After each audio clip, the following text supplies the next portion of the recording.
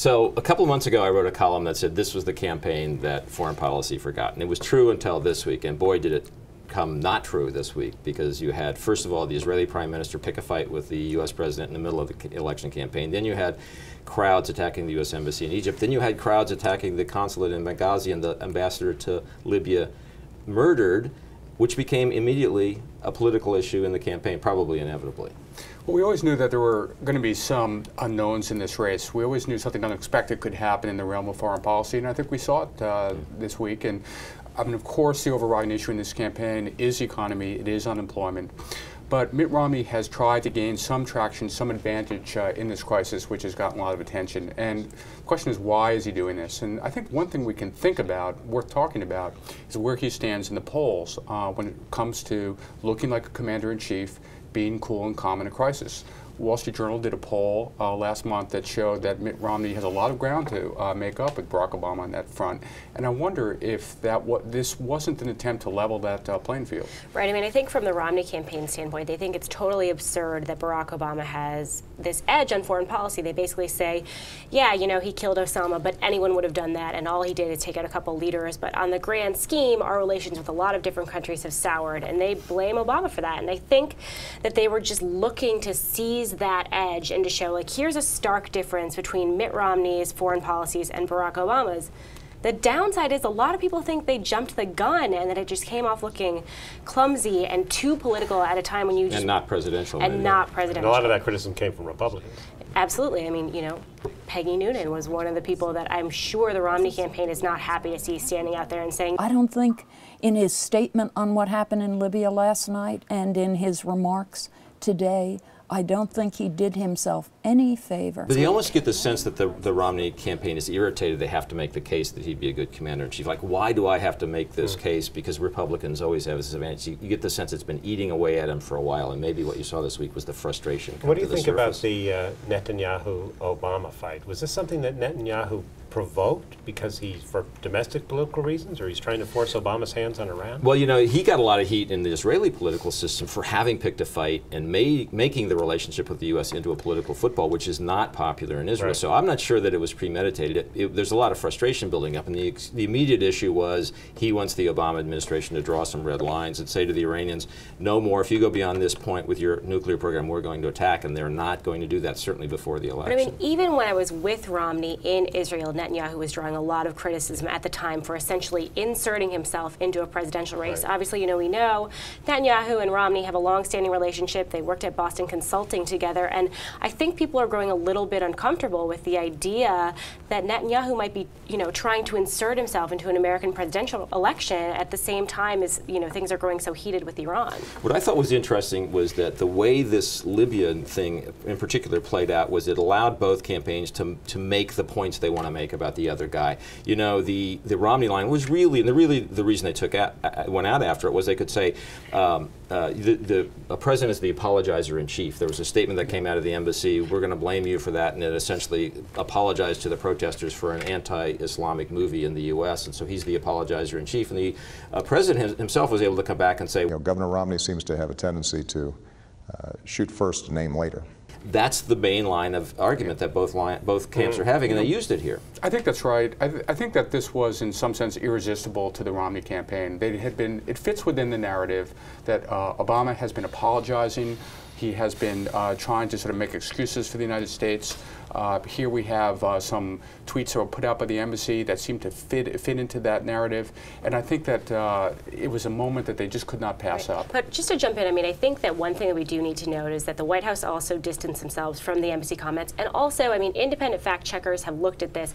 Barack Obama has not gone on an apology tour. I mean, the basis of Mitt Romney's argument has been debunked, but he's still going out and saying it and has crafted this narrative that says the president goes out and apologizes for America. But it's because it plays into a preconception. These things were, I mean, people kind of think that's what Obama did at the beginning of his administration, and the thought lingers, and people kind of think that because of some mistakes when he was in London for the Olympics that Romney kind of does shoot first and think later. So they're both playing to preconceived notions, I think.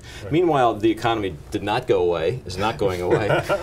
Weird. Do we want the economy to go away? Well, you know, it would be so boring if it did, but what really got my attention this week was Moody's reminding us that the fiscal cliff is out there, the campaigns aren't doing anything to address the big problem problems that come immediately after the election, because Moody said, guys, we might downgrade America's debt rating again. Right. S&P had downgraded the U.S. already from AAA status. Now Moody is kind of putting us on watch.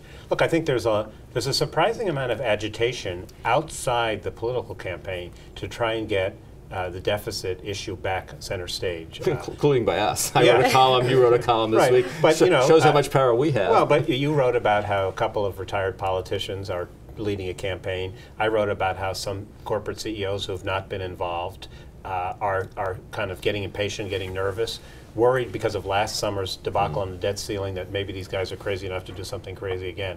I don't know if it's going to matter. I don't know if it's going to amount to anything. I was intrigued to see that Alan Simpson and Erskine Bowles are the guests on Meet the Press this week, which kind of surprised me given everything that's going on. So it suggests that in the days leading up to the debates, I don't think this is an accident, there's a concerted effort to get this issue raised. This issue being the deficit spending, and taxes. What are you going to do about it? So the candidates have to talk about it. I think people are concerned that they haven't heard as much detail as they want from the candidates about how would you handle the fiscal cliff. I mean, Romney is kind of just sort of danced around this and said, we need more time, but it's worth noting that his transition team is thinking about this. I mean, you wrote about that this week. Right, yeah. I wrote about that this week. They have people in place who are saying, okay, if Romney is elected president, here's the list of things that we need to do, and here's how we would have to kind of prioritize them, and here's what we need to get Congress on board for, here's what we can do ourselves. Starting almost the day after the election. Right, exactly. And so they're thinking about how to prioritize it and a little bit about the policy, but no one has been straightforward of, here's where Romney stands on the fiscal. Well, neither side has an incentive to be too specific now. I mean, the president hasn't done a whole lot of that either, but the White House tells us that the president is preparing, if he's reelected, to make another offer to the Republicans on deficits afterwards. Just going back to the larger economy, though, for a minute, I was surprised that Romney didn't get more traction from the jobs report, the most recent jobs report that came out, because it seemed to be a pretty disappointing report. And I wonder what happens. There's going to be, what, 1 or 2 more reports before Election Day? One in October, one right. in So I wonder what these reports have to show for Romney to gain some ground? Or I think, look, our polls and others poll that people are not happy with the economy. They don't think Barack Obama is doing a good job with the economy. And I personally thought that would be something that Romney could really capitalize on, and it hasn't happened. I don't quite understand it, but I think the economy is pretty bad and weak. So I can't imagine that another set of numbers is going to move a whole lot of people. I mean, it seems to be I also can't imagine there's going to be really very good news either, because there's such a pensive mood among the business community right now that nobody's taking any chances, well, and that's not going to change. Because of what's going on in Europe, and I'm sure the turmoil in the Middle East doesn't happen, and the prospect of the fiscal cliff, these tax hikes and spending cuts at the end of the year. So I don't see any potential for a big upside. But do you think it makes a big difference? But no, that's the point. But I mean, it's also worth noting, one, this is the last jobs report for a lot of states that vote early. There are no more jobs reports for those people. And so I think that plays into the idea that the idea of what the economy is already baked in. People know the economy is crap. Even if things start looking a little bit better next month, we're not going to see a 3 percentage point drop in unemployment. The problem is the Romney people haven't been able to capitalize on it in a way that you would have expected at this point. Why do you think that is? For a year, they've been hammering this home, and we asked them, then why are you leading in one battleground state? North Carolina is the only battleground state they've pulled to the lead.